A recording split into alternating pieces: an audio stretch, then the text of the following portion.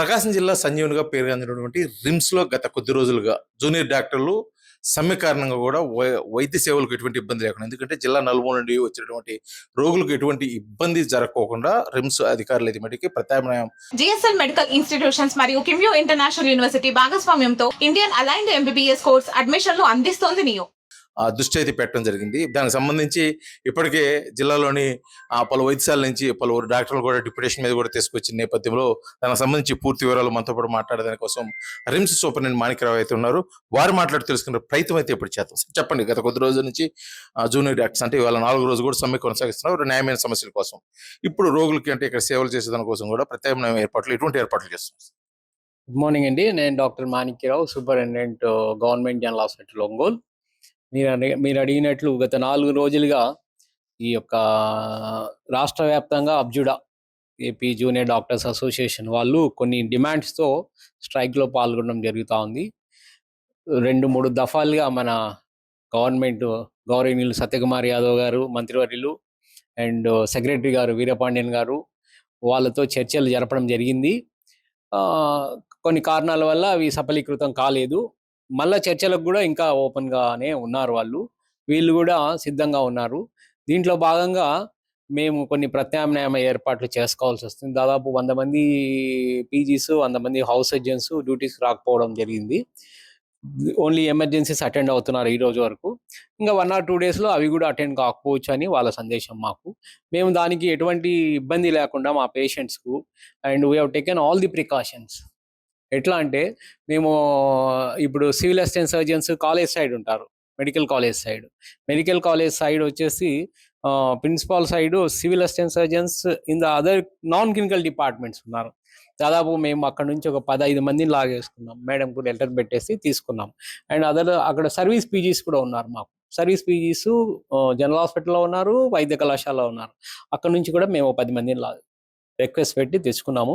అదే కాకుండా district medical and health officer గారిని అడిగేసి వారి దగ్గర నుంచి మేము 20 మంది డాక్టర్లను పంపమన్నాం. అందరు పిఎస్సిలో, ఒక్కొక్క పిఎస్సిలో 2 డాక్టర్లు ఉంటారు.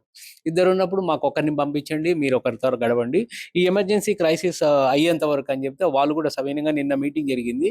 డిసిహెచ్ఎస్ గారు, డిఎంహెచ్ గారు కూడా ఇక్కడికి వచ్చినారు. మేము కూడా వాళ్ళతో చర్చించి వాళ్ళు సముఖంగా ఉన్నారు. ఆల్రెడీ 10 మంది డాక్టర్లు మాకు రిపోర్ట్ చేశారు డిఎంహెచ్ఓ నుంచి. డిసిహెచ్ఎస్ గారు కూడా 5 మంది వచ్చేస్తున్నారు. టోటల్ ఇప్పటికి 32 మెంబర్స్ వరకు మాకు రావడం జరిగింది. వాళ్ళని వివిధ విభాగాల్లో ఎక్కడైతే అవసరం ఉందో ఎమర్జెన్సీ విభాగం, క్యాజువాలిటీ కానీ, ఎంఐసియు కానీ, ఐసియు కానీ, కార్డియాలజీ కానీ ఇటువంటి వాటిలో వేసుకోవడం జరిగింది. వాళ్ళకు పేషెంట్లకు కానీ అడ్మిషన్స్లో కానీ ఓపీలో కానీ ఎటువంటి అంతరాయం లేకుండా మేము నిరంతరంగా సేవలు కొనసాగిస్తున్నాం. ఇప్పుడు జిల్లాలోని పలువురు పిహెచ్సిల నుంచి డాక్టర్స్ తీసుకొస్తున్నారు, అక్కడ ఇబ్బంది అయ్యే అవకాశం ఉంటుంది కాబట్టి ముఖ్యంగా అదే మీకు చెప్పాను. ఎక్కడైతే 2 డాక్టర్లు వర్క్ చేస్తున్నారో అక్కడ నుంచే మేము ఒకరిని అంతే. అక్కడ 2 డాక్టర్లు పిఎస్సి, ఆయనకు బర్డెన్ ఎక్కువ అవుతుంది. ఒక డాక్టర్కు ఆయన చూసుకోగలడు. క్రైసిస్ అనేది మాకు ఎప్పుడూ 5 ఏళ్ళకి ఒకసారి వస్తుంది. సో మేము దానికి ట్రైన్ అయి ఉన్నాము, మేము దానికి సిద్ధంగా ఉన్నాము. అదే కాకుండా మేము ప్రైవేటు నర్సింగ్ కళాశాలలోంచి దాదాపు 200 మంది నర్సెస్ను మేము వేసుకున్నాము. ఇక్కడికి డెప్యుటేషన్ అడిగాము, వాళ్ళని వేశారు. డెప్యుటేషన్ కాదు, పోస్టింగ్ అడిగాం. ఎందుకంటే మాకు నర్సింగ్ సిబ్బంది ఉండి పేషెంట్ ఇమ్మీడియట్గా లోపలికి వస్తేనే పోయి వాడికి బీపీ చూసి, పల్స్ రేట్ చూసి, ఆక్సిజన్ పెట్టేసి సేవలు అందించారనుకో కొంతవరకు ఉపశమనం కలుగుద్ది. ఎవరు అటెండ్ అవుతున్నారు అనే, ఎవరు అటెండ్ కాలేదనే ఫీలింగ్ రాకుండా నేను 200 మంది నర్సింగ్ స్టూడెంట్స్ని ఇక్కడికి తెచ్చుకున్నాను. వాళ్ళకు కూడా డ్యూటీస్ వేయడం జరిగింది. ఉదయము, మధ్యాహ్నం, రాత్రి. వాళ్ళ సేవలు మాకు ఎంతో ఉపయోగకరంగా ఉన్నాయి. దానికి కూడా వాళ్ళందరికీ ప్రైవేట్ కాలేజీల వాళ్ళకు కూడా ధన్యవాదాలు తెలుపుకుంటున్నాను నేను.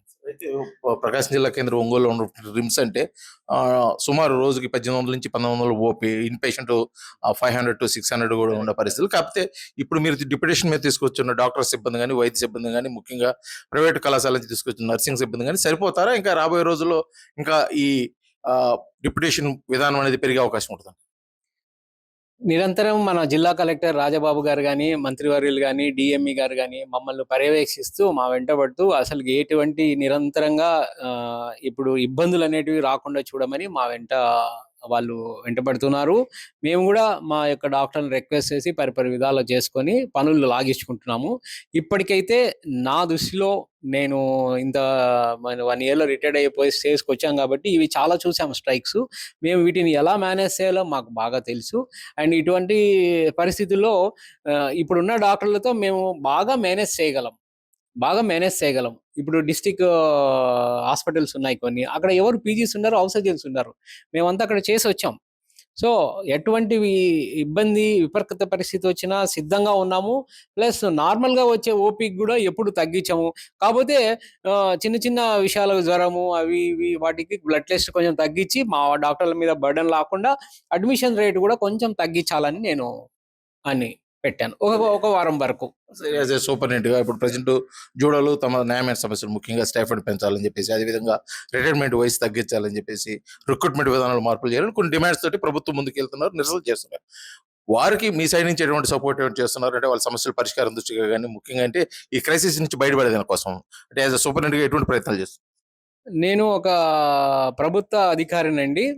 నేను మా పై ఆఫీసర్స్ గాని, మంత్రివర్యులు గాని ఏది నిర్ణయం తీసుకున్నా గూడా అది ప్రజా శ్రేయస్సు కోసమే ఉంటుంది. మరియు ఈ జూనియర్ డాక్టర్స్ గూడా ఉపయోగకరంగా ఉంటుందనే ఉద్దేశంతోనే మేము ఆలోచిస్తాం. ఇప్పుడు వీళ్ళు ఈ ప్రజాస్వామ్య దేశంలో వాళ్ళకు డెమోక్రసీలో రైట్ ఉంది అడగడానిక. కానీ మా ఉన్నతాధికారులు ఏం చెప్తున్నారంటే ఫైనాన్స్ అబ్జెక్షన్స్ ఉన్నాయి వాళ్ళకు. ఇదే ఇట్లాగే పెంచుకుంటూ పోతే ఏదో ఒక రోజు వాళ్ళు ఉద్యోగస్తుల కంటే ఎక్కువ పోతుంది వాళ్ళ స్టైఫండ్. ఇప్పటికే 60,000 దాకా ఇస్తున్నారు. ఆ యొక్క సెన్సిటివ్ పాయింట్ ఒకటి ఉంది. దానికనే మన ఇప్పుడు ప్రభుత్వ అధికారులు గాని, లేకపోతే మన రాజకీయ నాయకులు, మన మంత్రివర్యులు గాని వీళ్ళంతా ఇచ్చిండే వాళ్ళే. కానీ అక్కడి నుంచి ఫైనాన్స్ నుంచి అబ్జెక్షన్స్ అనేది రావడం జరిగింది. ఎట్లా ఇస్తారండి మీరు? ఇట్లా ఇచ్చుకుంటూ పోతే ఏం సందేశం ఇస్తారు మీరు? ఎక్కడికి పోతాది? వాళ్ళకి విద్యార్థులు గదా! ఉద్యోగస్తులకు అనేది మేము విన్న ఇది సమాచారం. ఇది వాళ్ళు గూడా చెప్తున్నారు డాక్టర్స్ గూడా. వాళ్ళకి గూడా నేను చెప్తున్నాను, బాబు గవర్నమెంట్ వాళ్ళు ఏమి తీసుకుంటే డెసిషన్ అది మీరు ఒబే చేసి మీకు ముందుకెళ్ళడమే మన కర్తవ్యము అని జెప్పి. మీరిక్కడ చదువుకోవడానికొచ్చారు, చదువుకోండి. డబ్బులు కావాలంటున్నారు, అడిగారు. వాళ్ళు 3% నుంచి 5% వరకు పెంచడానికి సిద్ధంగా ఉన్నారు. ఇంగ వీళ్ళు 15% అడుగుతున్నారు. 15% ఇప్పుడే 60, మళ్ళీ అది 70, 90 లక్ష అవుతే ఒక గవర్నమెంట్ ఎంప్లాయీ కంటే ఎక్కువొస్తుందేమో గదా! అని వాళ్ళ యొక్క భీతి. అది అగైన్స్ట్ రూల్స్ అవుతుంది. వేరే రాష్ట్రం అంటే వేరే రాష్ట్రాల్లో ఎక్కువ ఇస్తున్నారంటే వాళ్ళ పరిస్థితులు వేరే, మన పరిస్థితులు వేరే. మన ముఖ్యమంత్రి గారిని, మన మంత్రివర్యులు గాని, ఆరోగ్య శాఖ మంత్రి గారిని అందరినీ వాళ్ళు ఏం చెప్తారో అది వినండి అని మేము చెప్తున్నాం. అది. ఈ మొత్తానికి గత కొద్ది రోజుల నుంచి జూడాలు చేస్తున్నటువంటి సమ్మె కారణంగా కూడా అంటే ముఖ్యంగా రిమ్స్‌లో ఎటువంటి వైద్యపరమైన సమస్యలు తలెత్తకోకుండా డిప్యూటేషన్‌పై ఇప్పటికే జిల్లా నలుమూలల నుండి కూడా ప్రాథమిక వైద్య కేంద్రాల నుంచి డాక్టర్స్‌ని తెప్పించడం జరిగింది. అదేవిధంగా ప్రైవేట్ కళాశాల నుంచి నర్సింగ్ స్టాఫ్‌ని కూడా తీసుకురావడం జరిగింది. కాబట్టి అంటే ఆరోగ్య సేవలకు ఎటువంటి అంతరాయం కలగదని చెప్పేసి మాణిక్యరావు సూపరింటెండెంట్‌గా తెలియజేస్తున్నారు. అదేవిధంగా జూనియర్ డాక్టర్స్ కూడా ప్రభుత్వ అధికారులు గాని, అదేవిధంగా పాలకులు గాని తీసిన నిర్ణయానికి ఉపే చేసి ప్రజా సేవకైతే ముందుకు రావాలని చెప్పేసి కూడా పిలుపునివ్వడం జరుగుతుంది. వీడియో జర్నలిస్ట్ లక్ష్మణ్‌తో శ్రీనివాస్, ఆర్టీవీ, ఒంగోలు, ప్రకాశం జిల్లా.